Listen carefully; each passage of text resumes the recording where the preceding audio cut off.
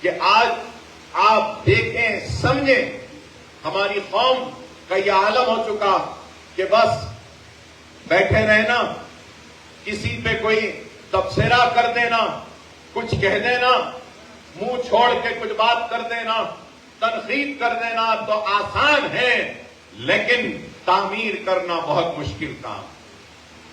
قوم پر تنقید بڑی آسانی سے کرتے ہیں، قوم کی قیادتوں پہ بھی تنقید آسان ہے، لیکن قوم کی تعمیر بڑی مشکل ہے، اور وہ مشکل کام ہم کر رہے ہیں قوم کی تعمیر کا، علم کے ذریعے، ہنر کے ذریعے۔ لوگ سمجھتے ہیں کہ ان کے پاس تو بہت دولت ہے، ارے میرے پاس کوئی دولت نہیں ہے۔ میں نے اپنے تقریر کے آغاز میں کہا کہ اللہ نے ہماری نیتوں کو اور ہمارے کام کو قبول کیا، اور خود اللہ نے وسائل کو پیدا کیا۔ آپ میں اگر نیت ہوگی تو یاد رکھو اللہ ضرور غیب سے انتظام کرے گا۔ نیت میں برکت ہوتی ہے۔ کئی لوگ پریشان رہتے ہیں، مصیبت میں رہتے ہیں، مگر میں ان سے کہوں گا کہ پریشانی میں بھی اللہ کی رسی کو مضبوطی سے تھامے رکھو، سجدے میں گر جاؤ، اپنی مصیبت، اپنی پریشانی کو اللہ کے سامنے پیش کرو، اپنے گناہوں سے توبہ کرو۔ اللہ غیب سے راستے بناتا، اللہ غیب سے راستے بناتا۔ آج یہ بڑی عمارت، اتنی بڑی عمارت، اتنی بڑی عمارتیں کھڑی ہیں، کروڑوں روپیہ خرچ ہو گیا عمارتوں کو بنانے میں۔ انسان ایک گھر بناتا ہے زندگی بھر کی کمائی سے، محنت سے، تو خوشیاں مناتا ہے۔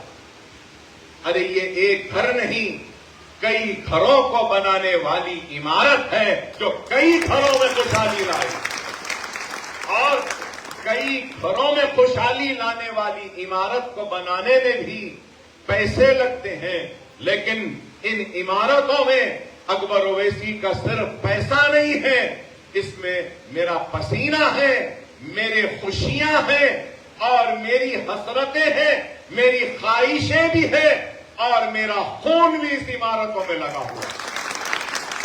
میں نے بڑی محنت سے ایک ایک پیسہ جوڑ کر ان عمارتوں کو بنایا ہے۔ میں جانتا ہوں، میرا اللہ جانتے ہیں، رسول اللہ جانتے ہیں، اور یہاں بیٹھے بعض لوگ جانتے ہیں کہ کیسے میں اپنے خواہشوں کو دبا کے اپنے اولاد کی خوشیوں کا گلا گھونٹتا ہوں، اور ان عمارتوں کو زندہ رکھنے کے لیے ان عمارتوں کے پیچھے لگاتا ہوں، اس لیے کہ ہماری قوم کے مستقبل کو سنوارنا۔ لوگ آتے ہیں، کماتے ہیں، جیب بھر لیتے ہیں، چلے جاتے ہیں، لیکن اکبر الدین اویسی نے زندگی میں کسی کو دھوکہ نہیں دیا، کسی کا حرام نہیں کھایا، کسی پہ زیادتی نہیں کی، کسی پہ ظلم نہیں کیا، اور بڑے مصیبتوں کے ساتھ اپنے زندگی کے اس سفر کو طے کرتا ہوا آگے بڑھتا گیا۔ الزام لگانے والے لگائیں الزام، مجھے ان کی پرواہ نہیں، لیکن الزام لگانے والوں پر سے صرف ایک ہی درخواست کروں گا کہ تم کو میں پسند نہیں، کوئی بات نہیں، لیکن یہ کام کو تو کم از کم پسند کرو۔ کیا خواتین کو ہنر دینا اچھا کام ہے یا خراب کام ہے؟ نیٹ کی تعلیم کا فری کوچنگ دینا اچھا کام ہے یا خراب کام ہے؟ 10th کی کوچنگ دینا فری کیا اچھا کام ہے یا خراب کام ہے؟ انٹرمیڈیٹ کی کوچنگ دینا کیا فری اچھا کام ہے یا خراب کام ہے؟ یہ ووکیشنل کی ٹریننگ دینا کیا اچھا کام ہے یا خراب کام ہے؟ عمارتوں پہ عمارت بنانا کیا اچھا کام ہے یا خراب کام ہے؟ ارے اس کو تو دیکھو، ارے آج تم ہماری نفرت میں اتنے اندھے ہو گئے کہ اچھائی اور برائی کی پہچان سے بھی اللہ نے تم کو محروم کر دیا۔ اللہ ان محروم لوگوں کو عقل سلیم عطا کرے۔ میں تو یہی دعا کروں گا ان کی۔ لیکن یاد رکھو، جماعت، قیادت، اتحاد راتوں رات نہیں بنتا، ہر ایک کی ذمہ داری۔ میں اگر اپنی ذمہ داری نبھا رہا ہوں تو آپ کی بھی اپنی ذمہ داری ہے۔ اس چیز کو سمجھیے، اس بات کو سمجھیے. ارے میں اپنے ذمہ داری میں اگر کمزور ہوں لیکن کمزوری میں بھی ذمہ داری نبھانے کی کوشش کر رہا ہوں. ایک غریب کمزور ہے معاشی طور پر لیکن اپنی ذمہ داری کو نبھا رہا. خدا را آپ بھی اپنے ذمہ داریوں کو سمجھیے.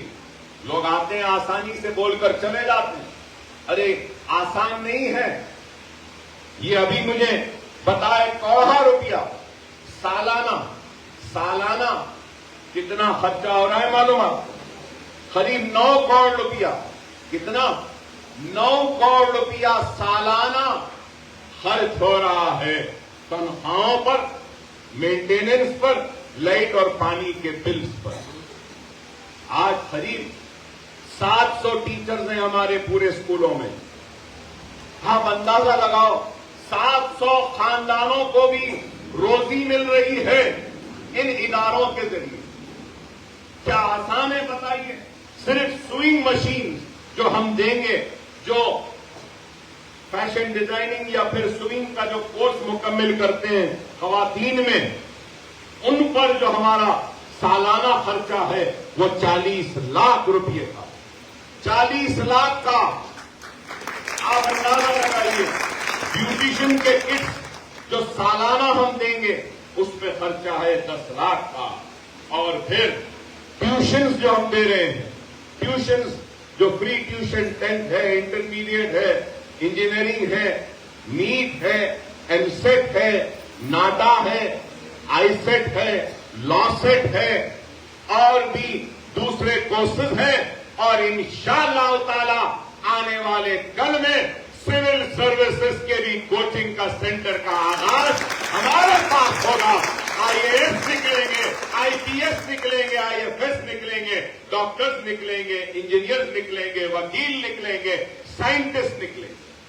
یہ ہمارا مشن ہے، یہ ہمارا عزم ہے، یہ ہمارا خواب ہے. اور میں آپ سے کہوں گا کہ آج ہم پر انگلیاں اٹھ رہی ہیں، ہر جگہ پر ہم پہ الزام ہو رہا ہے.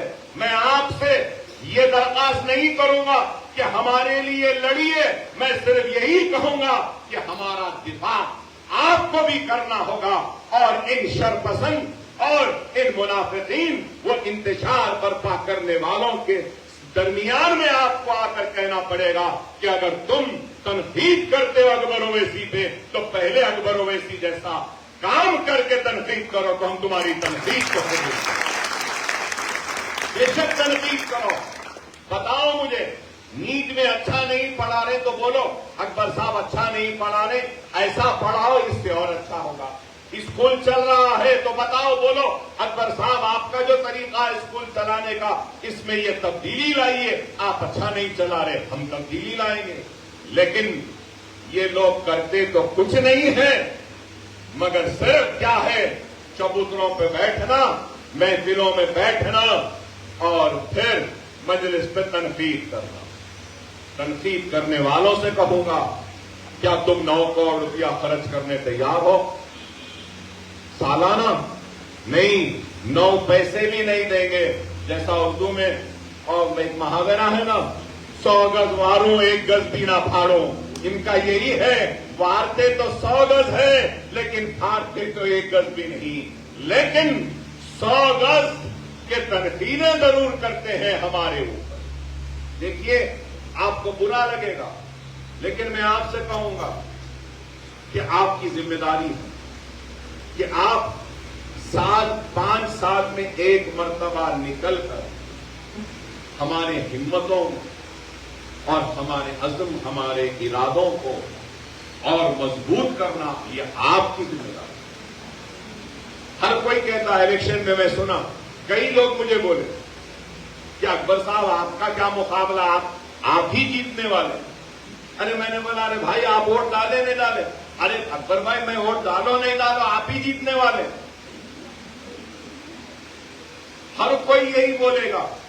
دیکھیے میں اپنی ذمہ داری نبھا رہا ہوں، آپ کو بھی اپنی ذمہ داری نبھانا ہوگا. اگر میں اپنی ذمہ داری نہیں نبھاتا ہوں تو حشر کے میدان میں اللہ کو مجھے جواب دینا ہوگا. اگر آپ اپنی اگر نہیں نبھائیں گے تو میدان حشر میں آپ کو بھی اللہ کے سامنے جواب دینا ہو.